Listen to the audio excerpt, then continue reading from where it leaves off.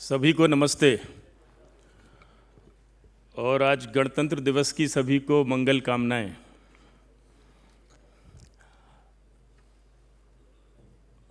कुछ कहने के लिए बहुत है नहीं, लेकिन ये दोनों दिन जो हैं, स्वाधीनता दिवस और गणतंत्र दिवस, ये कुछ अतीत का स्मरण करने के लिए हैं और केवल अतीत में तैरने के लिए ही नहीं हैं कि अतीत की महानताओं के किस्से हम सुनाते रहें या सुनते रहें, लेकिन अतीत के कष्टों का थोड़ा सा स्मरण करके और भविष्य के कुछ संकेत ग्रहण करने का दिन होते हैं ये दोनों।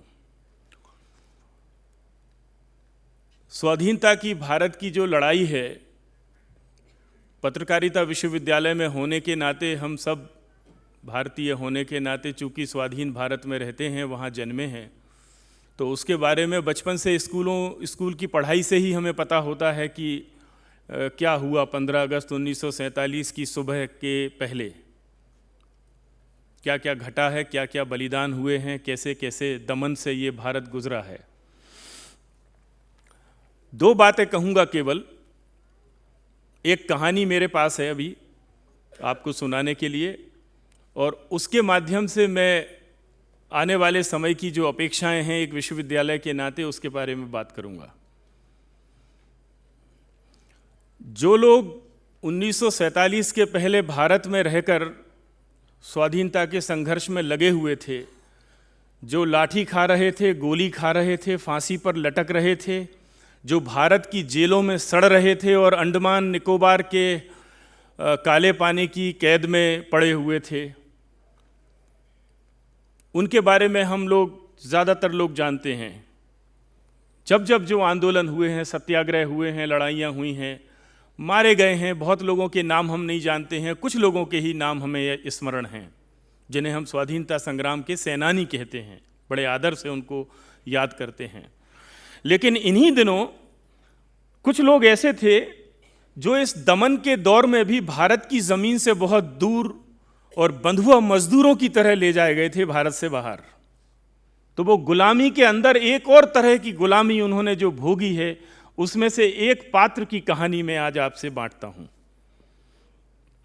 आपको पता होगा कि 1857 की लड़ाई के बाद अंग्रेज़ों ने जहां जहां उनके उपनिवेश बन गए थे, तो भारत, जैसे आज कहते हैं कि सबसे बड़ा बाजार है दुनिया के लिए, उस समय ये सबसे बड़ा मजदूरों का एक मंडी थी, मजदूरों की मंडी।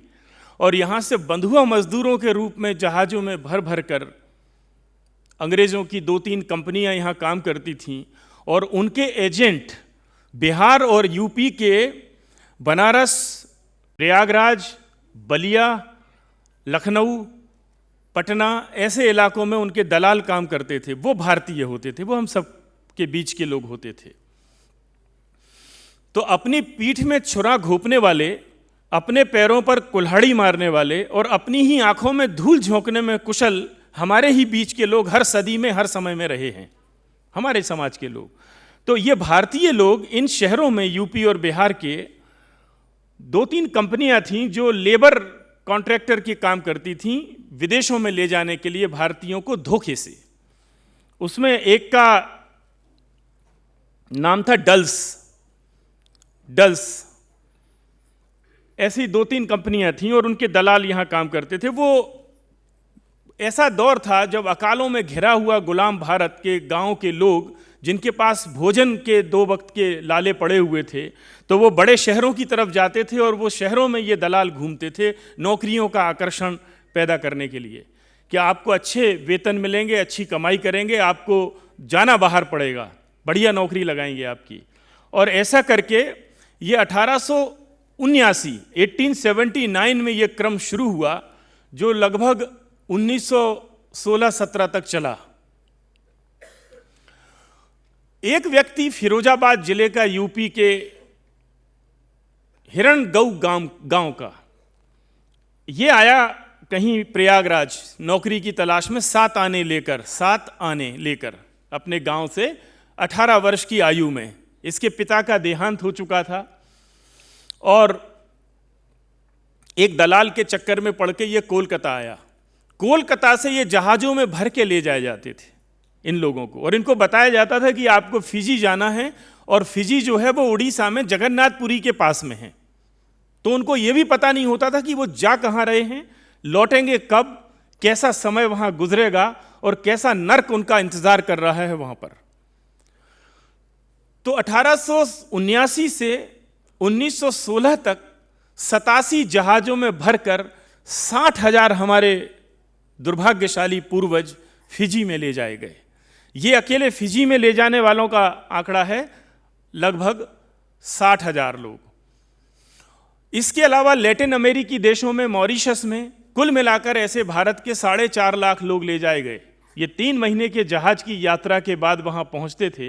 अब इनका जीवन जैसा गुजरता था, जब आप उसको देखेंगे तो हमारे भारत में रहकर जो गुलामी से संघर्ष कर रहे थे वो बहुत हल्का फुल्का पता चलेगा, जो नर्क उन्होंने वहाँ झेला। तो वहाँ इनको 1 हफ्ते के भोजन के लिए 3 किलो आटा मिलता था, 1 किलो दाल मिलती थी, 250 ग्राम घी मिलता था और 100 ग्राम नमक मिलता था। इससे इनको 1 हफ्ते काम चलाना है।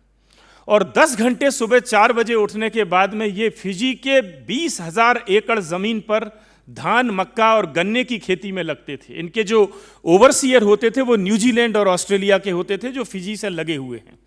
मैं अभी 2 साल पहले इनकी 5वीं पीढ़ी से फिजी में मिल के आया हूँ। इन लोगों की 5वीं जनरेशन जो फिजी में रहती है आज, उनके कुछ लोगों से, परिवारों से मिलकर मैं आया हूँ। तो ये व्यक्ति जो फिरोजाबाद जिले के हिरणगऊ गांव का 1879 में 18 वर्ष की आयु में कलकत्ता से यमुना नाम के जहाज से निकला, फिजी 3 महीने के सफर के बाद पहुंचते थे। कई लोग रास्ते में ही मर जाते थे और उनको समुद्र में ही समाधि दे देते थे। फिजी में 300 लोगों ने अकेलेपन के अवसाद में और उस दमन के दौर में आत्महत्याएं की। इनमें से 25% खुदकुशी जो है शुरू के 6 महीने में हुई हैं जाते से ही। तोताराम सनाढ्य नाम था इसका, जिस व्यक्ति की कहानी मैं बता रहा हूं इसका नाम था तोताराम सनाढ्य। इसने ये 1914 में ये वापस आया कुछ पैसे इकट्ठे करके, और कलकत्ता में धर्मतला, एक पुरानी, काफ़ी प्रसिद्ध एक पुराना इलाका है, वहाँ किराए के कमरे में अपनी पत्नी गंगाबाई के साथ में रहा। अगले 1 महीने में इसने 13 व्याख्यान कलकत्ता के प्रबुद्ध जनों के बीच में दिए कि फिजी में हमारे ही भारतीय वंशी किस प्रकार का नर्क गुलामी में बंधुआ मजदूरी के रूप में झेल रहे हैं, और उसके बारे में भारत को जगाने के लिए मैं आया हूं। तो वो बंधुआ मजदूरी 21 साल करता रहा व्यक्ति कलकत्ता लौट के आया। मारवाड़ी समाज के जो कारोबारी लोग थे उन्होंने उसको मदद की और 15,000 पर्चे उसने छापकर कलकत्ता में बांटे। कलकत्ता तब हिंदी, उर्दू, अंग्रेजी पत्रकारिता का गढ़ था। वहाँ से उठी हुई आवाज़ पूरे देश में जाती थी। उसने 1922 में वो साबरमती गया, महात्मा गांधी जी से मिला।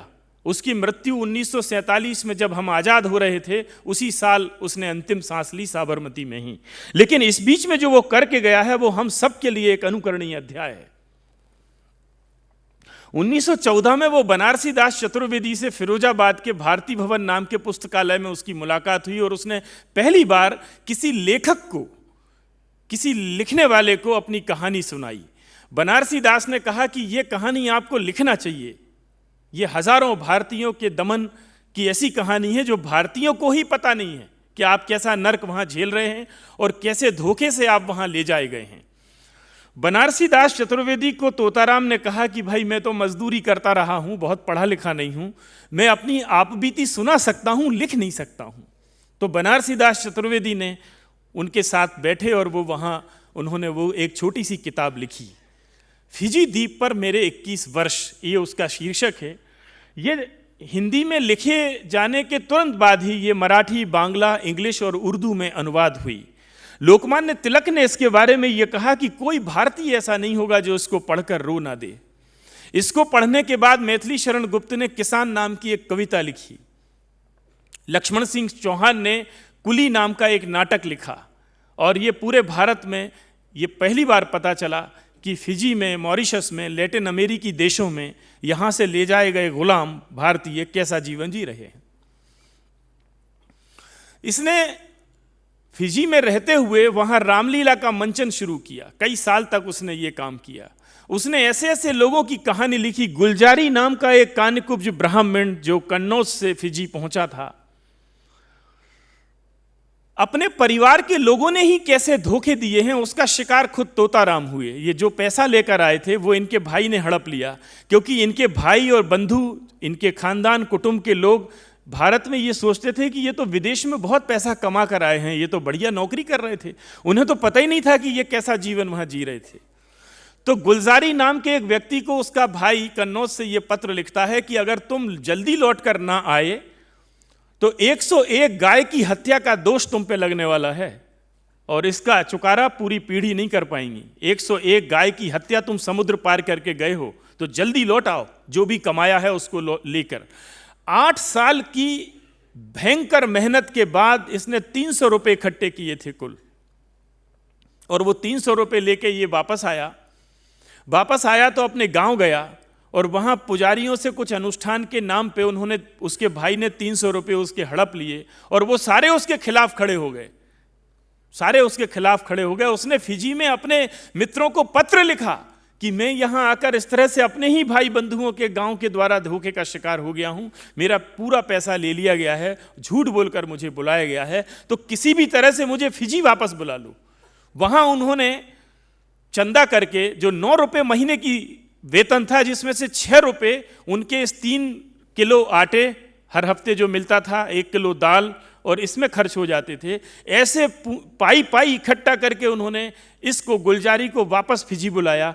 1914 में जब तोताराम सनाढ़ कलकत्ता में अपने जहाज से उतरे हैं, उस साल वो गुलजारी वापस वहां चला गया।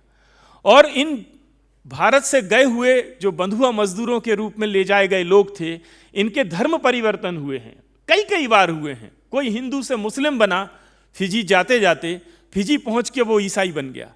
कोई ईसाई बना, वहां पहुंचते पहुंचते मुस्लिम बन गया और कुछ दिनों बाद फिर से हिंदू हो गया। तो उनके नाम आप देखेंगे तो उसमें तीनों संस्कृतियों के झलक आपको दिखाई पड़ेगी। अमर, अकबर, एंथोनी, तीनों नाम आपको उसमें उनके एक एक नाम में मिल जाएंगे। तो जब मैं उनके पास पहुंचा हूं, 2 साल पहले मुझे फिजी जाने का अवसर मिला, उनकी 5वीं जनरेशन के कई परिवारों में गया मैं। एक जो बड़ी घटना घटी वो ये थी कि इनके बीच से जाति शून्य हो गई, जाति समाप्त हो गई। किसी को पता ही नहीं है कि वो किस जाति के थे, कहां से आए थे। बहुत लोगों को यूपी का याद है लेकिन गांव याद नहीं है, जाति तो बिल्कुल ही याद नहीं है। और एक ब्राह्मण की पुरोहित के रूप में भूमिका उनके बीच में सिर्फ इतनी है कि उनकी शादियों के समय बच्चे होते हैं तो उनके समय वो एक अनुष्ठान करने के लिए आ जाते हैं। कोई जाति बंधन सब समाप्त हो गया उनका इस वहां संघर्ष में रहते हुए। तोताराम ने 1920-22 में उत्तर प्रदेश के 45 उन गांवों का सर्वे जाकर किया। सोचिए, उस धन और साधनहीन व्यक्ति ने 45 उन गांवों का सर्वे किया जहां के सर्वाधिक मजदूर धोखे से फिजी ले जाए गए थे। उन 45 गांवों के सर्वे पर आधारित एक रिपोर्ट उसने पंडित जवाहरलाल नेहरू को सौंपी 1922 में, जो स्वाधीनता संग्राम में कांग्रेस की तरफ से अग्रणी नेताओं में से एक थे। इस किताब में उन्होंने लिखा है कि पंडित नेहरू ने कोई रुचि नहीं ली इस विषय में, और जब बनारसी दास चतुर्वेदी ने यह किताब लिखी और बाद में वो संसद में पहुंचे हैं, बनारसी दास चतुर्वेदी इंदौर के डेली कॉलेज में पढ़ाते थे और ये किताब प्रतिबंधित थी। आप इसको पढ़ नहीं सकते हैं, छाप नहीं सकते हैं, बेच नहीं सकते हैं, क्योंकि इसमें अंग्रेजों की एक दूसरी तरह की झलक दिखाई पड़ती थी, उनकी दुष्टता की, उनकी क्रूरता की। तो बनारसी दास चतुर्वेदी जब इंदौर के डेली कॉलेज में पढ़ाते थे तो इंदौर का जो डेली कॉलेज है, जो भी उसके बारे में जानते होंगे कि वो राज परिवारों के बच्चों के लिए एक स्कूल था, जिसमें मध्य प्रदेश के बाहर के तमाम राज परिवारों के बच्चे पढ़ते थे केवल। तो उसमें ओरछा राजघराने के बच्चों को उन्होंने पढ़वाई वो किताब बनारसी दास चतुर्वेदी ने, इंदौर में हॉस्टल में, जहां भी वो रहते होंगे। बनारसी दास चतुर्वेदी ने पंडित जवाहरलाल नेहरू से जब वो संसद में पहुंचे हैं तो ये निवेदन किया कि प्रवासियों की एक बड़ी समस्या है हमारे बीच में। हजारों भारतीय धोखे से दुनिया के देशों में ले जाए गए हैं, उपनिवेशों में अंग्रेजों के, तो उनकी मुक्ति एक बहुत बड़ा एक विषय है। तो इसमें आपको रुचि लेना चाहिए और एक प्रवासी भवन कम से कम बनना चाहिए, जैसे आज हमारे देश में हज हाउस बने हुए हैं। तो ऐसा एक प्रवासी भवन बनना चाहिए ताकि कम से कम एक इनका डॉक्यूमेंटेशन हो, ये कहाँ जा रहे हैं इसका रिकॉर्ड हो, हमें पता हो कि ये किन हालातों में वहाँ रह रहे हैं। बनारसी दास चतुर्वेदी ने ये लिखा है उस किताब में कि इस मैटर में उन्होंने एक जमीन आवंटित की प्रवासी भवन के लिए जवाहरलाल नेहरू ने, लेकिन उस पर भी उस समय के जो प्रभावशाली राजनीतिज्ञ होते होंगे उन्होंने उस पर कब्जा कर लिया और इसके बाद नेहरू जी ने उसमें कोई रुचि नहीं ली। मित्रों, 1914 में तोताराम सनाड्य के भारत लौटने के बाद जब उन्होंने ये दस्तावेज प्रकाशित किया, अगले 3 वर्षों में ये कुली प्रथा बंद हो गई। वो गुलामी के भीतर एक और अलग तरह की गुलामी को झेलने वाले हजारों की संख्या में जो भारतीय वंशज फिजी, लैटिन अमेरिकी देशों में और मॉरिशस में पहुंचाए गए थे, अंत में वो बंद हुई और आखिरी जहाज शायद 1917 के आसपास निकला था। उसके बाद कोई यहाँ से कुलीगिरी करने नहीं गया। तो ये गुलाम भारत में गुलामों का एक मुक्तिदाता तोताराम सनाड्य था, जिसको लिखना नहीं आता था, लेकिन कोई व्यक्ति उसको मिला जिसने उसके बारे में एक कहानी लिखी और पूरी दुनिया को ये पता चली। मैं जब आप सब विद्यार्थियों से यह आग्रह करता हूँ कि लिखना चाहिए, कुछ भी हो, अपने अनुभव लिखो। आपका लिखा हुआ कहाँ, किस समय किसकी स्मृति में कौंधेगा, कौन सा सच सामने आएगा, तो लिखने की हमारी प्रैक्टिस इसलिए होनी चाहिए। उसका एक उदाहरण है ये किताब अभी हमारी नालंदा लाइब्रेरी में आए हुए ताज़ा दस्तावेजों में से एक है, उपलब्ध है। उसको सबको पढ़ना चाहिए, सबको पढ़ना चाहिए। तोताराम सनाड्य उसके लेखक हैं, बनारसी दास चतुर्वेदी ने उसको लिखा है। और फिजी द्वीप में मेरे 21 वर्ष, ऐसे एक टूटे फूटे अनुभव हैं, लेकिन रुला देने वाले हैं, रुला देने वाले। भारत की ज़मीन पर जो स्वाधीनता का संघर्ष कर रहे थे वो तो ठीक है, यहीं थे, कम से कम अपने गांव में थे, अपने कस्बे में थे, अपने लोगों के बीच में थे। वो जो भी कर रहे थे उनके बारे में पूरे देश का संज्ञान था।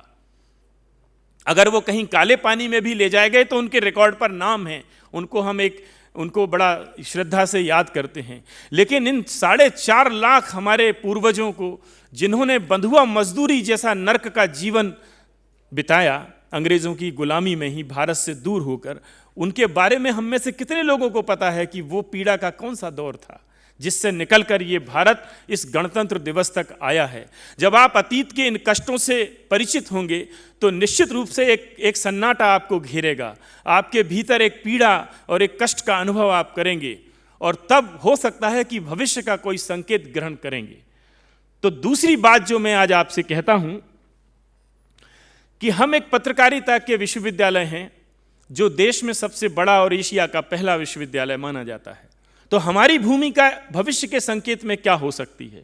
तो अब यह समय आ गया है कि गणतंत्र को गुणतंत्र की तरफ आगे ले जाना चाहिए हमको। अब ओशो ने, जो हमारी ही इस मध्य प्रदेश की मिट्टी में जन्मे ओशो रजनीश के बारे में हम सब जानते होंगे, जिन्होंने एक रजनीश चंद्रमोहन के रूप में सागर विश्वविद्यालय से अपनी पढ़ाई शुरू की और जबलपुर आते आते वो आचार्य हुए, कॉलेज में वहाँ पढ़ाया और आचार्य रजनीश के नाम से प्रसिद्ध हुए और अंत में ओशो के नाम से उनका निर्माण हुआ। उन्होंने एक कॉन्सेप्ट डिस्कस किया था अपने समय में। उन्होंने कहा था कि डेमोक्रेसी तक तो ठीक है, डेमोक्रेसी बहुत अच्छी बात है, सबके अधिकार होने चाहिए, सबको बराबर के हक होने चाहिए और एक लोकतंत्र, स्वस्थ लोकतंत्र सबके नसीब में होना चाहिए। लेकिन केवल डेमोक्रेसी पर्याप्त नहीं है, हमको मेरिटोक्रेसी पे जाना चाहिए। गणतंत्र से गुणतंत्र की यात्रा शुरू करनी चाहिए। अभी एक थॉट है, एक विचार है कि गणतंत्र तक तो हम आ गए हैं, तो इसके आगे क्या?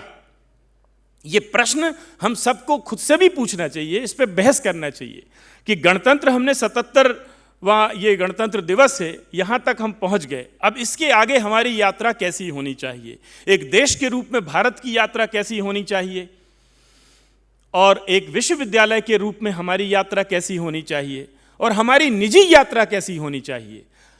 कोई भी विचार जो है वो व्यक्तियों से ही आगे चलता है। हम जो करेंगे वही कुल मिला के राष्ट्र के कुल अकाउंट में जमा होगा और तब एक राष्ट्र कुछ कर रहा है ये दिखाई पड़ेगा दुनिया को।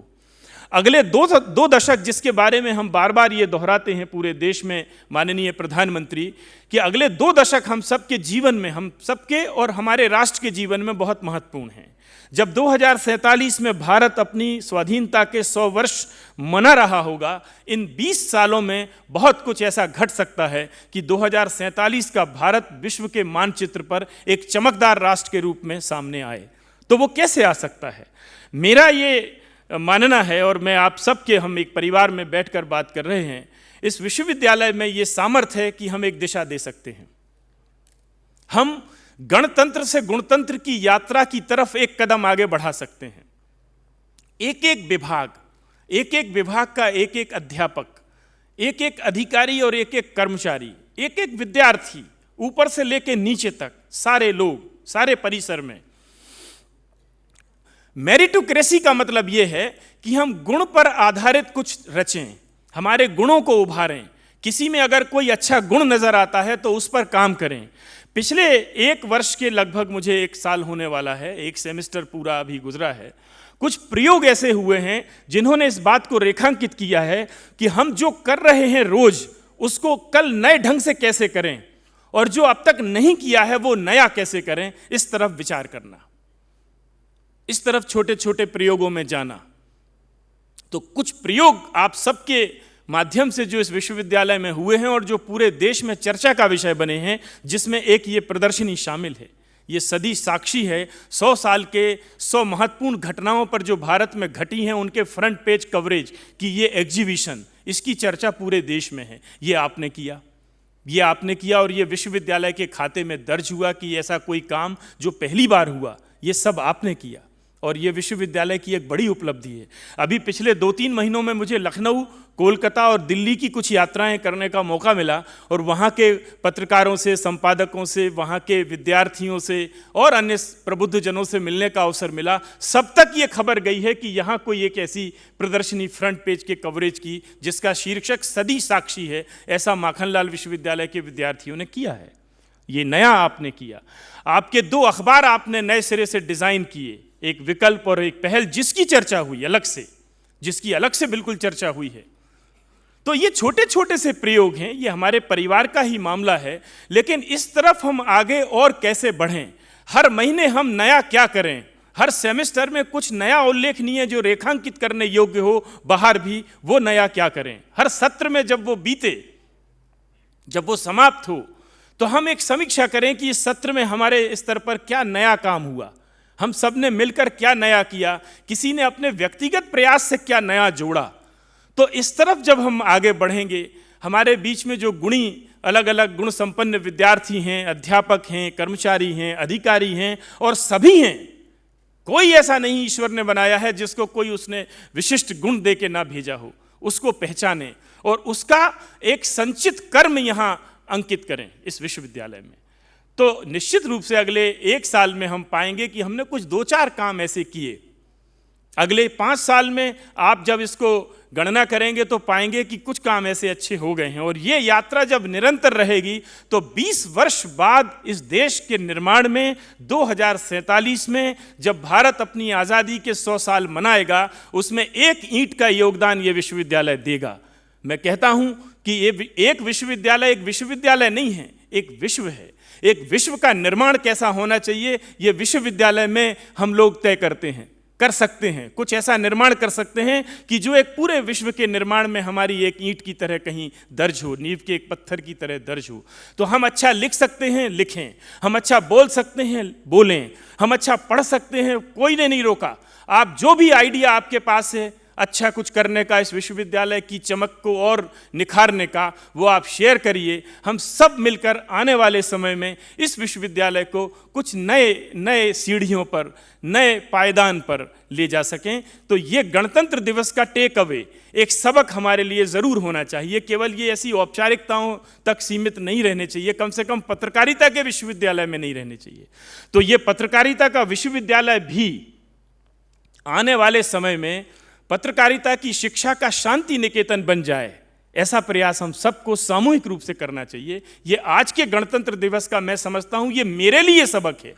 तो हम सबको कुछ ना कुछ सीख इससे लेना चाहिए। केवल अतीत के संघर्ष की कहानियाँ, और अतीत की महानताओं की कहानियाँ हमें आज कुछ नहीं देती हैं। अगर आप ले सकते हैं तो उससे कुछ आने वाले समय के कुछ संकेत ले सकते हैं कि अपना समय और अपनी ऊर्जा जो भी यहाँ हमारे हिस्से में आई है, विद्यार्थियों के रूप में जितना समय भी उनके पाठ्यक्रम का है, कुलगुरु के रूप में मुझे जो भी समय मिला हुआ है, अध्यापकों और कर्मचारियों के रूप में उनको लंबा समय यहाँ मिला हुआ है, तो हमारा समय और हमारी ऊर्जा सर्वोत्कृष्ट कार्यों में ही लगना चाहिए। ऐसा मेरा आप सबसे एक निवेदन है आज के दिन। पुनः इस गणतंत्र दिवस की बहुत सारी आप सबको शुभकामनाएं, और ये नए सेमेस्टर का भी शुभारंभ की बेला है, तो हम फिर कुछ नया करने की तरफ आगे बढ़ें मिलकर। बहुत बहुत धन्यवाद।